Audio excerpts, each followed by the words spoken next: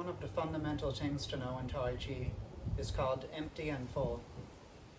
So what this means is that when one leg is bearing all of your weight, is said to be full, while the other leg is empty. It's not bearing any weight, you're free to move it as you please. Though it could still be in contact with the ground, it's just not bearing any weight.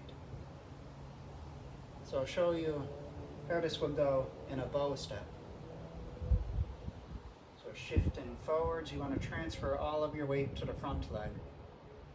To test if you fully transferred your weight, see if you can pick up your back leg. Plant it back down, shift back. Bringing all the weight into the back leg, see if you can pick up the front foot. Plant it back down. So for now the arms aren't involved here, you could leave them on the hips or just resting at the sides. Repeating this. And if you find you aren't able to pick up your foot, you may have to shorten your stance. So taking a narrower stance. Either that or bending the legs more.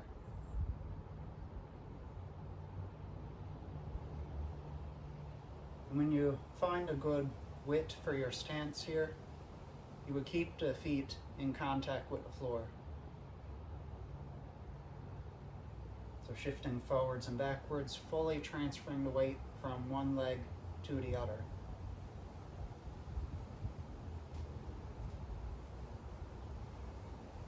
Giving a front view. So again, I'm in my bow step. I'm going to check now to see if I could pick up my back foot. I'm going to have to shorten my stance. I stepped too far out.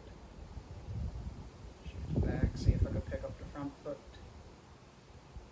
I'll keep the feet down now. And while the movement's primarily forwards and backwards, you'll notice I'm also shifting a little bit from side to side towards whichever leg I'm going towards. And you need to do this so that you could fully transfer your weight. So fully transferring to my right leg here, shifting to the right a little bit. And as I go back, I'll shift a little bit to the left. And as I do this, I'm trying to keep my spine upright. I want to avoid leaning forwards or backwards. I want to keep the spine parallel with the ground. No, that's wrong, perpendicular with the ground. Parallel would be Shavasana.